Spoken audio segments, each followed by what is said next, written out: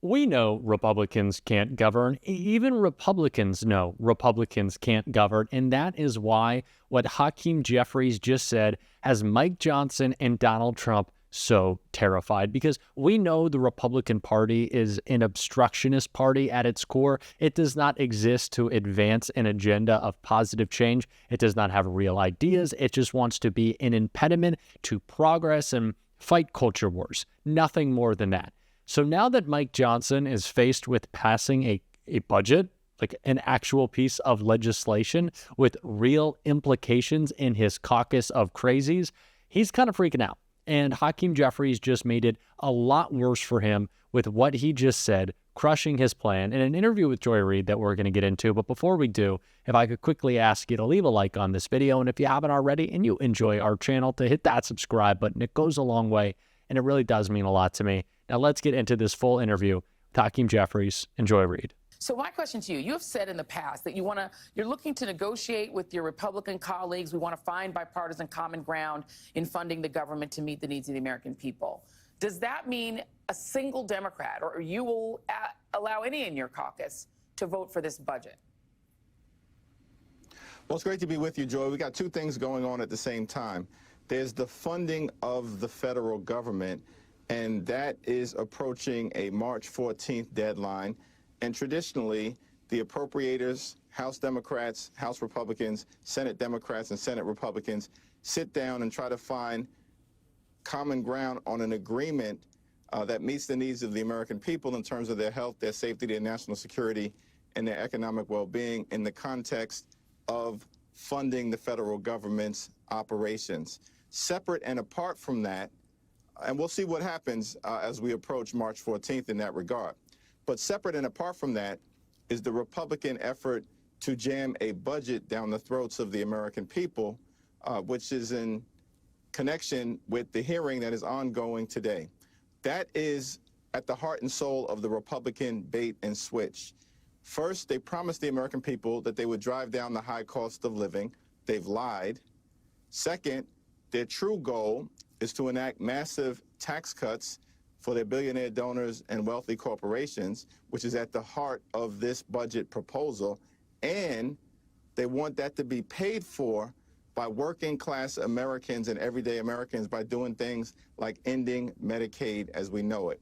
It's my expectation that not a single Democrat will support this reckless effort. What's the point of passing a budget if Republicans have already conceded that they're not in charge, that Congress is not in charge of spending money, Elon Musk is? What's the point of passing a budget if it's really Elon Musk's decision whether that budget is adhered to? Well, what the Republicans are doing is they're using the budget reconciliation process that requires, of course, a simple majority vote in the House. Right now, there are 218 Republicans and 215 Democrats. But more importantly, from the standpoint of what the extreme MAGA Republicans are trying to do, is that they are using the budget reconciliation process so they can evade the filibuster in the Senate. Effectively, they want to try to jam this budget down the throats of the American people in a partisan way. It's not something that Democrats, of course, would ever be expected to support.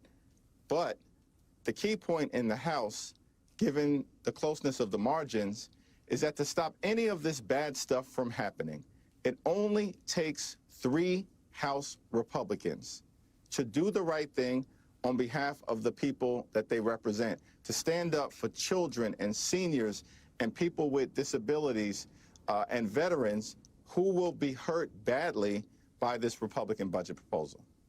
But we've seen, Leader Jeffries, that there aren't 3. There aren't any. If Donald Trump announced tomorrow that he was selling the United States to Vladimir Putin personally and that we will now be owned by the Kremlin, every single Republican would say, yes, sir, and vote for it. We already have seen their behavior. We've stopped, I think most of us have stopped expecting any different behavior from them. So the question to me is the leverage that Democrats have at this point is coming up in March, and Republicans have never been shy about using the debt limit to hold Democrats hostage. You all now are the ones in a position to do that, to essentially attempt to prevent the debt limit from being raised by withholding any support, any help, any assistance Are you prepared to use that leverage and say, if you all want to shut the government down, do it by yourselves? Well, Republicans have the responsibility to fund the government. That's clear as it approaches the March 14th deadline. With respect to the debt ceiling, we already rejected a Republican effort in late December to try to give Donald Trump a $4 trillion blank check by suspending the debt ceiling for either 2 to 4 years so he could enact the GOP tax scam. Democrats are on record rejecting that. We did it in December. Now, with respect to when we will actually hit the debt ceiling, that is likely to come at some point as early as June 1st. It could come as late as August 1st. So that's an issue that we'll have to tackle in a couple of months. Are you willing to help them raise the debt limit at all? Why not just say no? We've already said no, Joy.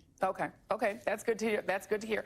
There is some reporting, Axios reported, that the leadership, including yourself, have taken some annoyance at groups like Indivisible and other activist groups who have organized protests that have also resulted in a lot of phone calls into Democratic Party offices. Why would that annoy Democratic leadership? It does feel like the energy that you're seeing at the town halls for Democratic and when Republicans do bother to talk to their constituents is real and it's genuine. Why would that annoy leadership? It doesn't annoy leadership. I think that we've been very clear. In fact, we work regularly with advocacy groups to make sure that we are in lockstep as it relates to pushing back against the extremism that's being unleashed against the American people. That was, as I understand it, a report that was filled with anonymous sources. Not a single House Democratic leader, myself included, is on record making that observation, because nothing can be further from the truth. At the end of the day, our view is that it's an all-hands-on-deck effort. We need everybody. Democratic members of the House, Democratic members of the Senate, Democratic governors, Democratic elected officials, advocacy groups, everyday Americans, Democratic attorney generals like Tish James, who's doing her thing. It's an all-hands-on-deck effort in the Congress, in the courts, and in the community. You mentioned Attorney General James, New York Attorney General Tish James. She is now being sued. There is a lawsuit that's been filed by the Justice Department naming her specifically. What do you make of the tactics of the Department of Justice? Pam Bondi pretended during her nomination hearings that there would be no weaponization of the Justice Department, but now we have this happening, and also we have several resignations, and including some pretty conservative members of the Eastern District of New York, because they refused to drop the prosecution of Eric Adams. And also this question of trying to sue New York over immigration. What do you make of the Justice Department's actions toward New York?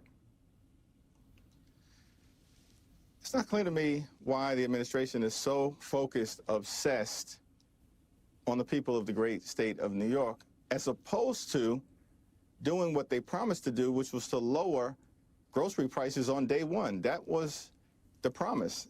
And we haven't seen the cost of living here in the United States of America go down. In fact, it's going up all across the country, because the administration and House Republicans could care less, it appears, about actually solving the problems that they were elected to solve.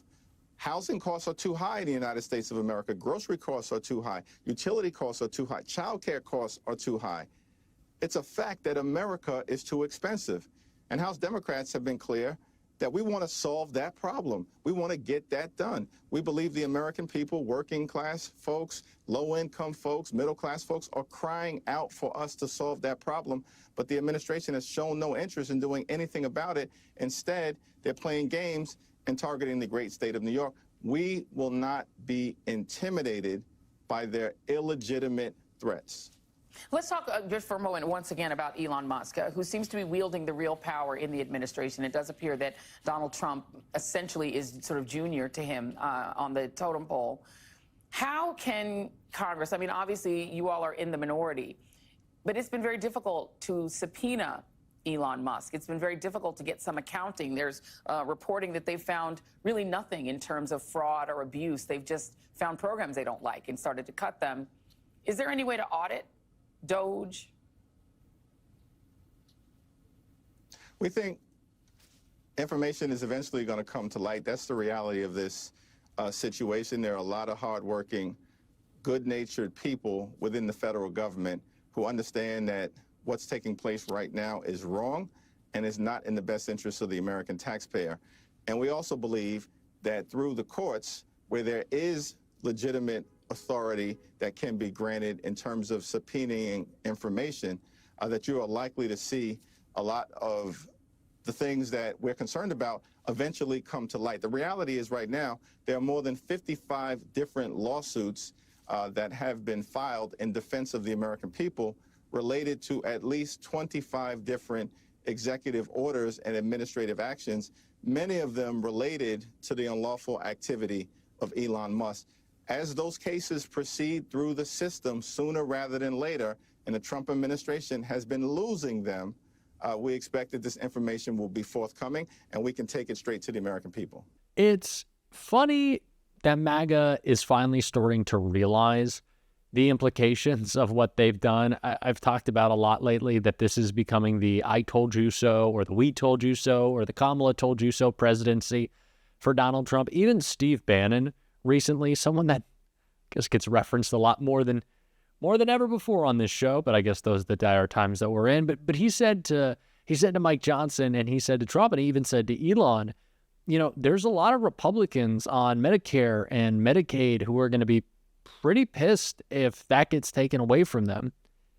And I guess they're just going to have to accept that. I don't know. It's what they voted for. As I constantly say, I don't want people to lose their health insurance. I don't want people to go bankrupt trying to keep themselves alive. I think that is wrong.